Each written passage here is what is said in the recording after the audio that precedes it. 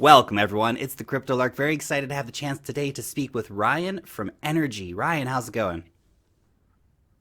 Going pretty good. How about yourself?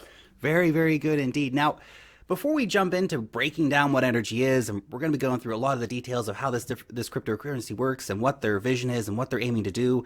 But I just want to mention before we do get started that there was no ICO for Energi, there's no pre-mine for Energi. So it's a very fair cryptocurrency. It's really focused on that currency aspect of cryptocurrency, but there's a lot more going on in the background. We're going to be breaking all of that down for you guys. I did just want to say, of course, as always, make sure to do your own research, guys. Never a substitute for it, but I hope that this conversation can serve as a spark of interest for you. And if you do get interested in it, there are links down below to Energy's website and their social media. So if you want to become a member of the community, make sure to check those out. Also, a massive thank you to the team over at Energi for supporting the channel by sponsoring today's video. Now, Ryan, let's get started off with the high level stuff. The elevator pitch. What are you guys doing? Well, thanks so much for that introduction. That was great. But really, what Energy is about is it's a very community focused and long-term vision type of cryptocurrency. So we started building it in 2017. We had kind of ICO mania going on at the time. There was lots of ICOs, lots of great projects coming up at that time, and we opted rather than to do an ICO, we actually are doing almost the opposite of an ICO, and we're giving away coins. So we launched an earn drop campaign. We did a fair launch, which means that essentially we had kind of miners waiting with their finger on the button for when our Genesis block was mined, just ready to go, so that everybody could really start participating in this fairly and right from the start. So that's a lot of what we're doing, and the reason that we wanted to do this is it largely comes down to economic planning. Like, we wanted to build the most powerful cryptocurrency that we could. That involves having a really strong treasury. Our treasury is currently valued nearly at the same value as Dash, and they have, Wow. I think, 30 times our market cap. Yeah.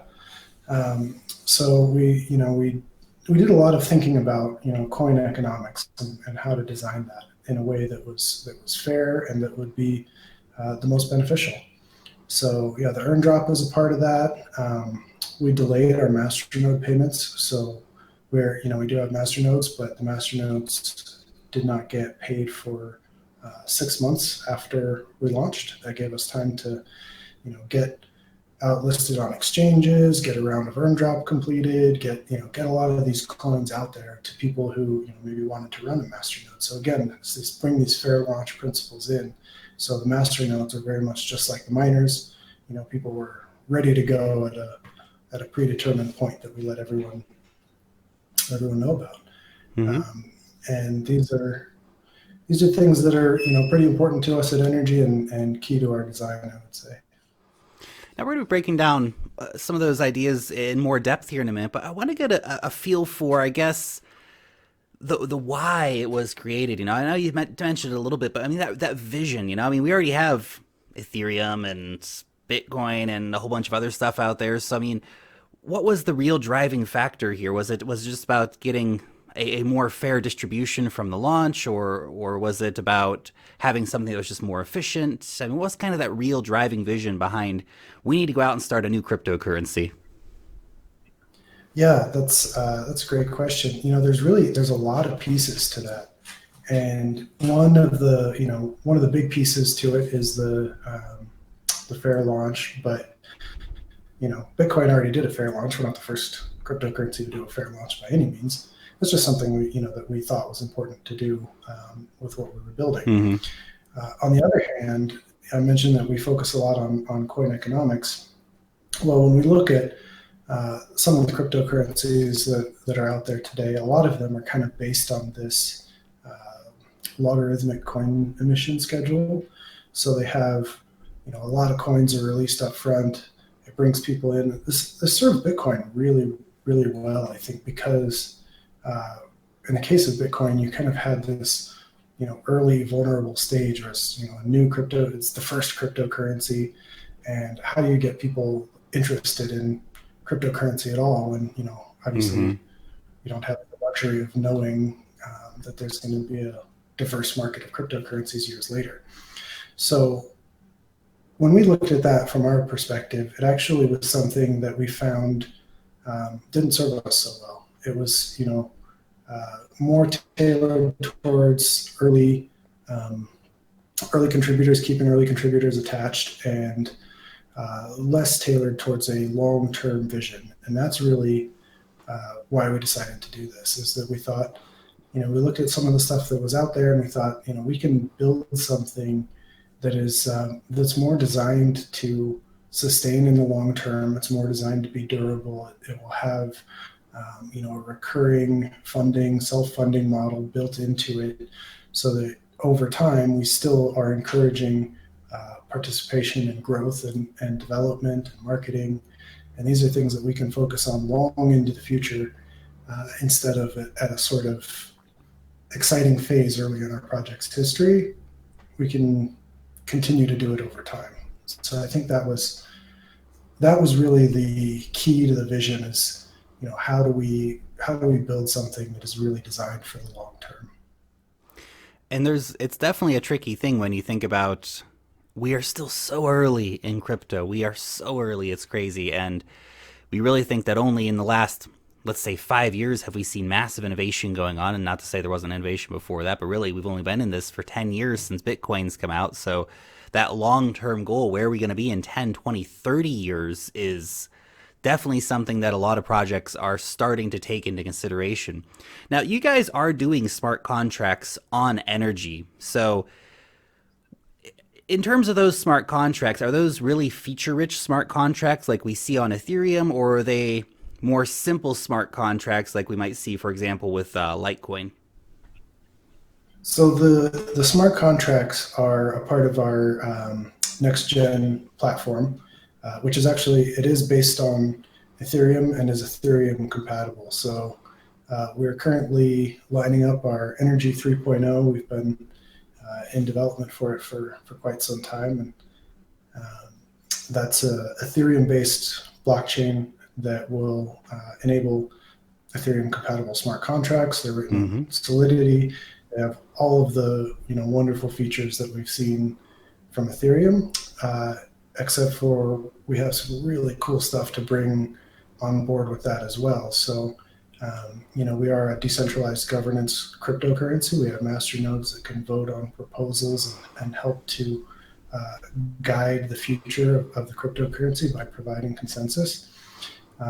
Our smart contract platform will be nicely integrated with these master nodes, so it's actually a part of our consensus model, where master nodes can, in a lot of ways, change the consensus and the core pieces of how Energi works, and vote on upgrades and vote on changes.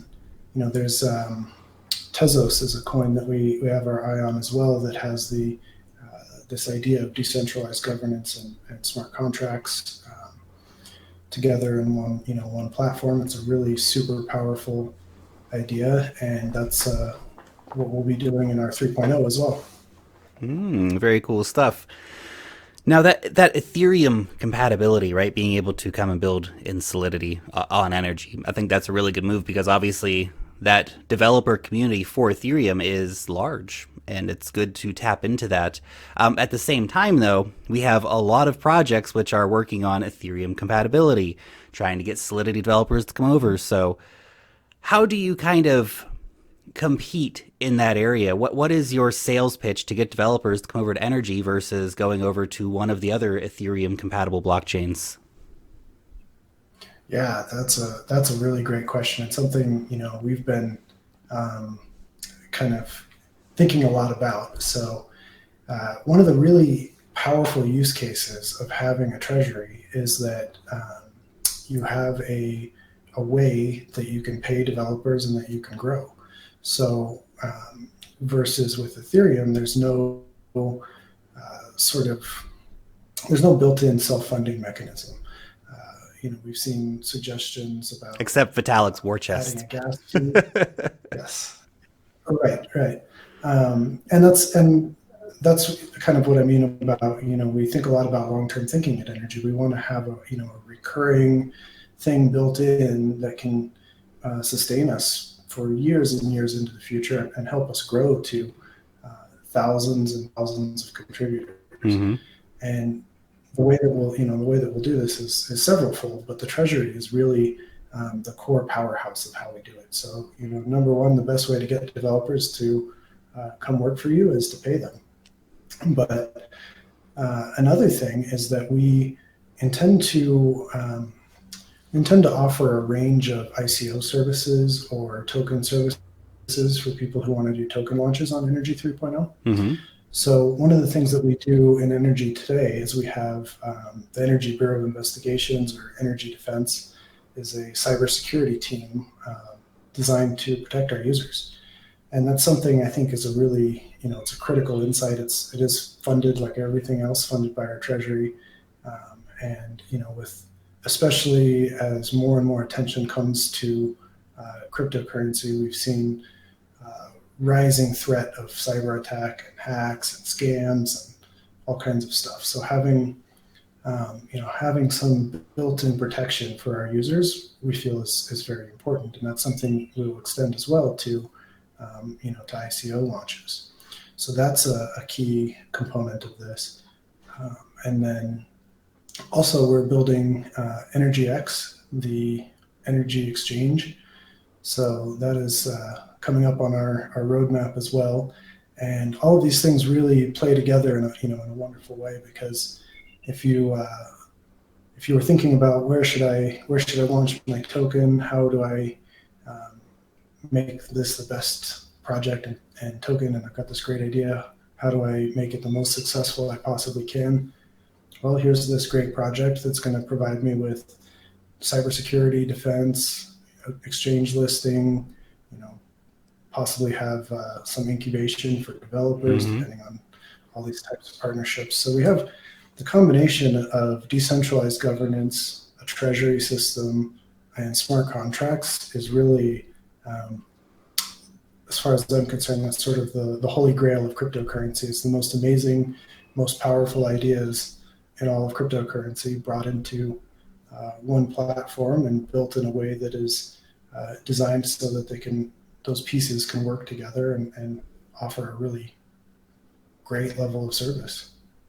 Very cool. Now, EnergyX, by the way, so I'm assuming that is a decentralized exchange for energy-based tokens in the same way that you kind of see like the Stellar decentralized exchange operating. Would that be a correct assessment? EnergyX will likely be a centralized exchange, Mm-hmm. and probably a futures exchange as well.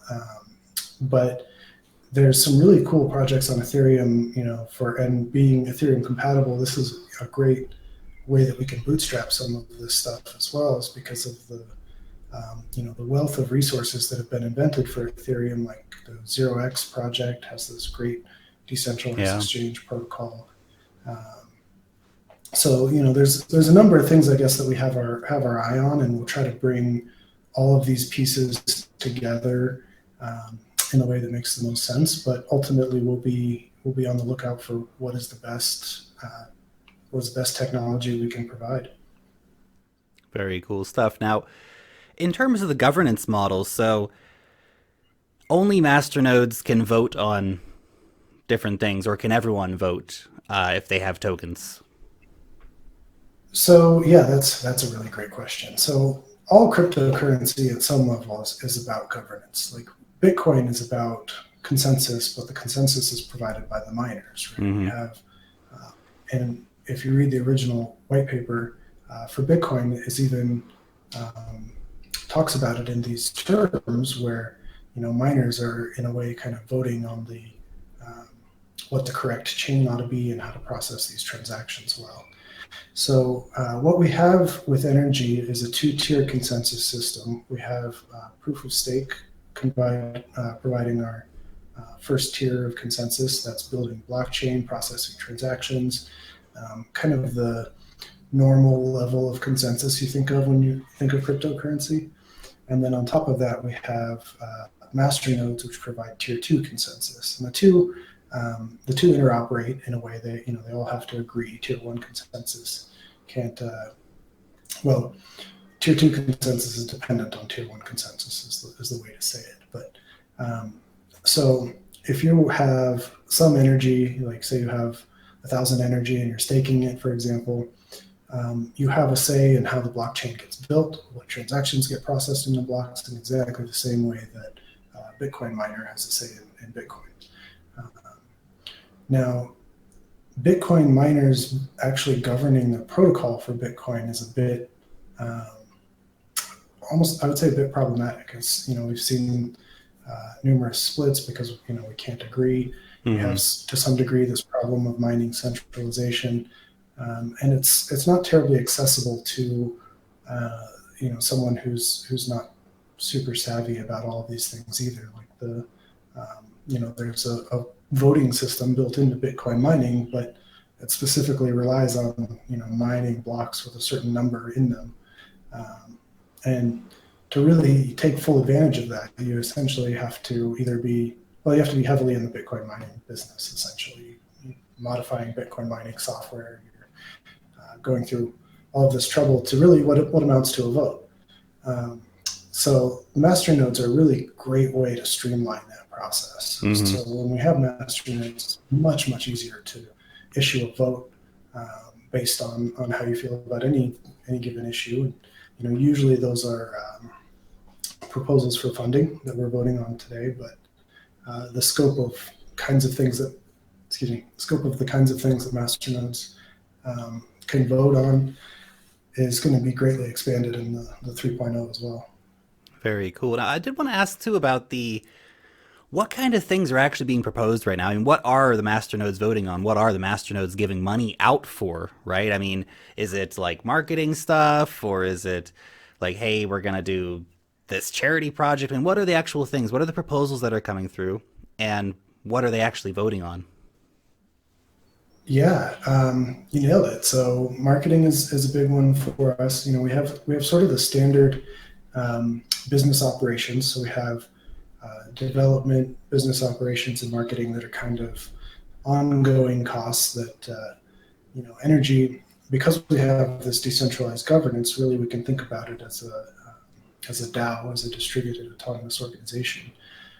And within that DAO, the masternodes are voting on things like providing funding to the developers, marketing efforts, business operations is kind of a little bit of everything, providing some level of support to keep things running smoothly. But beyond that, we also have had a couple of interesting proposals. I guess we have a educational video series that was funded through this. It's called Cryptocurrency Learning with Energy, I think. That's on our YouTube channel. It's a really great introduction to cryptocurrency and how to what energy is as well. Is that with So that was blonde lady? yes, Yeah, I've that's seen a the couple of those videos. They're good. They're very informative. yeah. Actually, and I saw that you have a learning cryptocurrency series as well. So I love those kinds of efforts because the more we can, Energy, our tagline is cryptocurrency for mass adoption. So I'm really happy to see anytime somebody does something like that, provides education and learning about these kinds of things is a really powerful thing we can do to increase adoption. So that's Absolutely. awesome. Education was what it's all about, really. Yeah, yeah, that's great. Now, I want to move. But yeah, those are the kinds of things. I want to move on to Energy 3.0. I know we've talked a lot about kind of the different details of this and things like this, but I mean, Energy 3.0 is it out right now? It is not. So Energy 3.0 will be coming later this year, and the way that it will work, because it is a different blockchain, we're based on a Bitcoin style of blockchain today. We'll be moving over to an Ethereum style blockchain. So there'll be coin migration. The way we've implemented coin migration is actually really, really great and really elegant. We have a trustless, decentralized coin migration. So there's a number of other projects out there that have required you to send your coins somewhere, or some kind of thing like this. But we won't have anything like that with Energy. It's not something that we'll be managing. We're not going to be issuing these coins personally. They're going to be built right into our Genesis block on the new blockchain, and anyone who has a balance on the current version of Energy can just go claim their coins on the new version of Energy. So no migration period, totally trustless, decentralized coin migration. So that's fantastic. And yeah, essentially that's how we'll be moving over from where we're at today to the 3.0. And that's going to enable, a lot of really, really great use cases like we've been kind of talking about. Now, you did mention, of course, that it is a proof of stake. We're running proof of stake on the blockchain here. And that, of course, leads to the question is, how much can people earn via staking rewards? So how much do you need to stake? Is there a minimum required amount for staking? And how much is possible to earn? And what are the current percentages sort of like? Yeah, there is a minimum amount, but it's only one energy. So anybody with one energy or greater can stake. That being said, the time to see payouts is, it's going to take a while to see a stake reward if you're staking with one energy. But it is, we've had someone just the other day posted this on Discord that they got a stake with one energy, and they're very excited about it. Cool. So currently, the staking rewards are about at 80% a year. So if you had 1,000 energy staked, 1,000 is a pretty optimal amount to stake. If you had 1,000 energy staked, then over the next year, you would see 800 energy in return for your staking services. That's pretty impressive. Obviously, that's really good staking rewards. I guess with so many new tokens being given out, though, I mean, was that really an active decision about the sort of the long-term health of the blockchain? That's a pretty high inflation rate, right? And does that drop over time? It absolutely was an active decision, and so the way that we view this Who's is that behind you? Oh, that's my dog Lana. Lana, come here. Hey, buddy. Just wandering around and looking out I've got a window behind my energy sign here. She wanted to go look out the window. Awesome stuff. Anyway, so the long-term vision. So that 80% return, of course, means that there is inflation. So tell us a little bit about that. It does. It does. So the way that we designed Energy is it is a linear emission schedule. So it doesn't start fast and slow down like Bitcoin does. It's always the same through all time. Which means that essentially it will, in terms of inflation as a percentage of circulating supply, that will slow down over time, but the amount of coins that are released is exactly the same over time. Got it. And the reason that we decided to do this is a couple of things. So first off, we have the Energy Treasury, which is our decentralized governance and self-funding mechanism, and one of the things that is, I guess, useful about having a linear emission is that it's much easier to predict over time. So if you're a Bitcoin miner, for example, you're dealing with a lot of variables. If you wanted to forecast future revenue, you've got to forecast what the future hash rate is going to be. You've got to forecast what percentage of that future hash rate you will have. Mm-hmm. Also forecasting the future price of Bitcoin.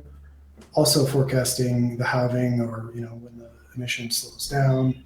There's just a lot of variables to bring into long-term financial planning in most cryptocurrencies. So that was one aspect of it. But really, the key picture, as far as we're concerned, is that with Energy, we strive to do things in a way that $1 spent yields more than $1 return in investment, essentially. So that's not investment advice. That's not saying if you go buy Energy that you get more than $1 back. That's not what I'm saying.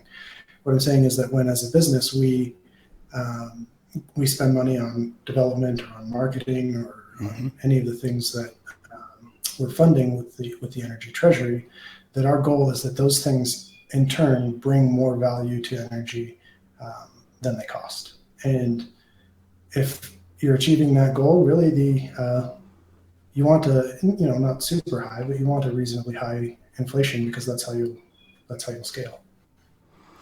Yeah, for sure. I mean, it really makes a lot of sense. I think that you're giving this it's a set amount, right? So I mean, that means that percentages drop over time, and that way, it brings a lot of sustainability into that ecosystem in the long term. And I guess that's where I want to finish off with today is kind of that long term vision. And I think you've laid out a really good case for where energy's going and what energy's doing. But let's just say 10 years from now. I mean, where would you hope that energy would be 10 years from now as like an ecosystem? Yeah, so I really see energy growing to the scale of maybe an Amazon or a Google or some of the internet giants that we've seen um, pop up in the dot-com era. There's been a lot of analogies drawn between cryptocurrency and the dot-com boom, and financial bubbles and market psychology and all of this things that people want to draw analogies about. Mm-hmm. But I do see that cryptocurrency is an incredibly powerful thing in general. Cryptocurrency itself is just an unbelievably amazing thing to be a part of. I'm always grateful that that I'm involved in it, because it is an amazing thing. And I think that over time, where cryptocurrency is going to go is starting to become a key piece of infrastructure, the way that the internet is a key piece of infrastructure today. And within that, we will see very large, successful organizations arise. And those successful organizations are going to be organizations that have very careful planning about their finances. They reinvest in a smart way, and they grow in a smart way. And that's exactly what some of the tech giants of the internet era have done, and that's what we intend to do with energy as well. So, yeah, I want to be 10,000 plus employees, 100,000 employees, maybe a million employees, however big we can grow. That's part of the plan. Awesome.